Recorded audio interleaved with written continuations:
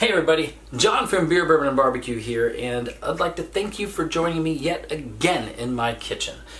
I've been wanting to do something a little bit different with my steaks lately. Not just a different spice, a different rub. I feel like I need to take my steaks to a different level. So, I've decided to dry age my own steaks. All I wanna do is drink beer for breakfast.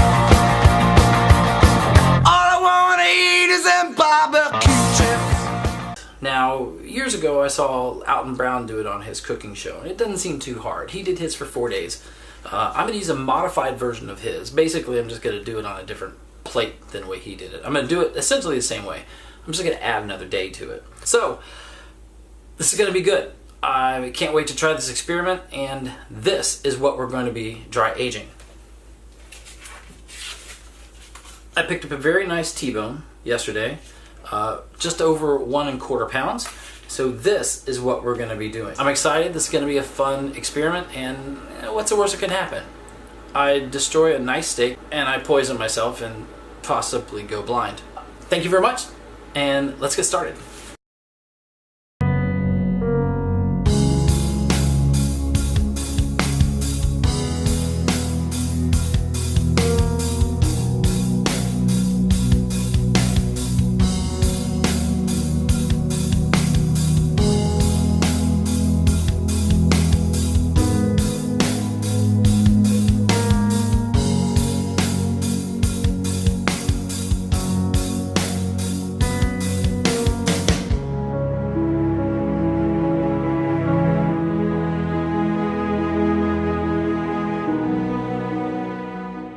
Okay, so I put it on the very bottom shelf of my refrigerator because you want it to be very cold, and according to Alton Brown at least, that's usually the lowest part of your refrigerator. Also, it prevents cross-contamination, which is incredibly important. You don't want to get anybody sick from anything that may spill or anything like that into it. I want it to stay put and stay in place till tomorrow, which I'll take it out, change that paper towel, and then put it back in there and not have to touch it or look at it for 4 days. So that's the plan. We'll see. Okay guys, welcome back. It has been a full 24 hours since I put the steak in to start dry aging. I'm gonna weigh it just to see. I don't really expect much of a weight difference. Okay, so it's an interesting result. After just 1 day, I've actually lost 1 ounce of weight from this already. So the steak is actually very dry to the touch, which I kind of expected, but I still expected just a little bit of a different feel on the meat than it has now. So very interesting result. I'm gonna rewrap it, throw it back in the fridge. We'll see. I can't wait till Friday. This is gonna be really cool. Hey everybody, we are back and it is day 6. That's right, you heard me right, it's day 6. I know I said I was only gonna dry age this for 5 days, 1 day longer than all the original videos that I've seen, but I was busy yesterday. We went to Disney, didn't get back until late, so we got an extra day. The cool thing about it is everything still looks really good with the steak. I'm really excited to try this out. I've had it out of the fridge for about 30 minutes or so, trying to get it back to room temperature. I'm going to throw some salt and some pepper on it, let it pull those water-soluble proteins from the meat so that when we go to throw it on the grill, it should sear really nicely. It should look really, really pretty. We're going to cook this pretty quick over some high heat.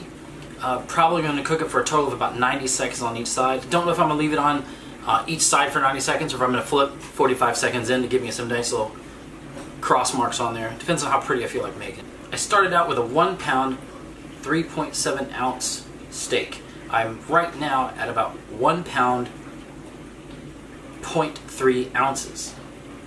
So that's a loss of about 17%, which is really good, and it looks fantastic. We're going to go ahead and salt and pepper this down, and we'll go from there.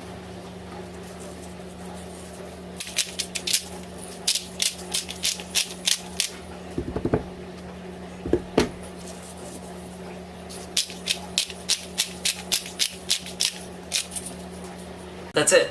Just a little bit of salt, a little bit of pepper. I don't want to change the taste of the steak too much. The whole point of this experiment was to see if we can enhance the flavor of the meat itself, not try to cover it up with other spices and whatnot. So Why, you ask, we putting the salt on it then? The salt is going to pull some of the residual moisture out of that steak, all those water soluble proteins. That's going to help glaze over, and it's going to create that browning on it, that Maillard effect. That's going to give that flavor and everything that we look for in those brown edges on pretty much anything we cook. It's going to be fantastic. But salt is also a flavor enhancer. It's not, I didn't put enough on there where it's going to completely cover it up and take out the taste of that steak. We should have a really good steak taste to it without having a huge salty overload. So I think it's going to be good. We're going to go out, we're going to prep the grill now, and let's get this thing cooking. Something smells good. You ready? Don't forget that fire going.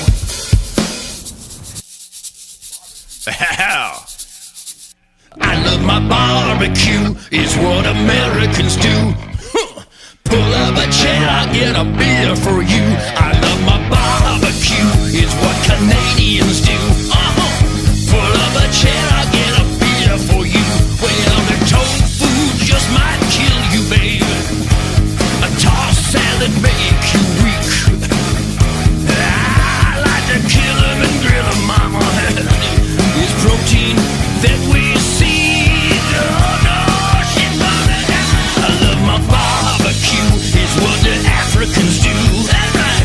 Pull up a chair, I'll get a beer for you.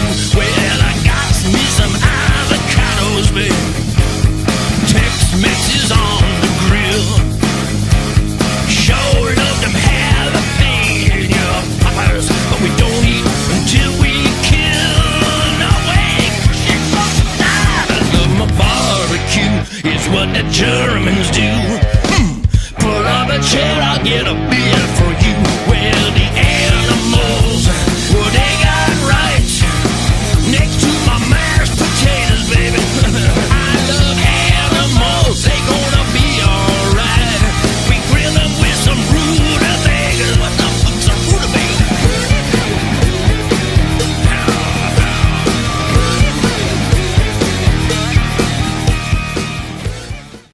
Okay, we just pulled this off the grill. We cooked it for a total of 5 minutes only.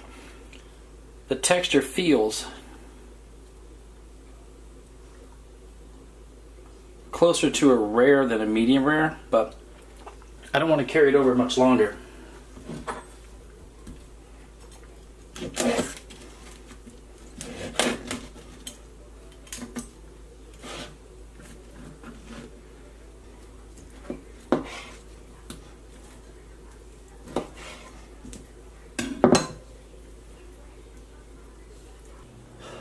Five minutes total cook time. Comes out looking closer to a medium rare than a rare, which is what I wanted. However, it feels more like a rare when you do the touch test on it. I didn't do a temperature on it. I don't think it's necessary, but it still looks fantastic. So here's a real test though.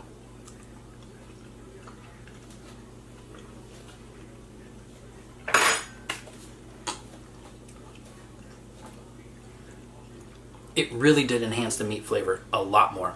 The salt is not really overbearing on it. Taste a little bit of it there, but really just increased that meat flavor, that steak flavor that every beef lover really likes in the steak. I'm gonna call the family in here. I know they're gonna love this. I got everybody to try this. I wish you guys could try it here. Is it worth doing on every steak that I cook for my family? Absolutely not. It takes way too much time, way too much effort. I would have steak stacked up in my fridge until we get ready to cook. Is it good for special occasions? Absolutely. I would suggest trying it at least one time. This very simple to do, no problems at all, and the results are fantastic. I'm going to experiment with it a little bit more on other cuts of meat, but this T-bone came out fantastic. I'm John from Beer Bourbon Barbecue. I'd love to have you guys with me, and thank you for joining me on this experiment. Wait, something seems missing here. Hold on. Yeah, 1 second. I'll be right back.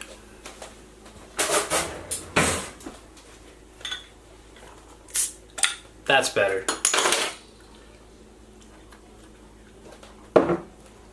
It's not one of my videos if there's not a beer somewhere close by. Anyway, thank you for joining me. I hope you enjoyed this episode. It was a really cool experiment. I enjoyed making it. I learn new things every time I do this stuff. If you like what we do, don't forget, subscribe to my channel, help us out a little bit, send us recipes, let us know that you like what we're doing, and send me some comments. I'd love to hear what you guys think, whether I did it right, whether I did it wrong, whether you think there's something else that you think I should try, because I would love to do that. Thank you very much, and have a great day.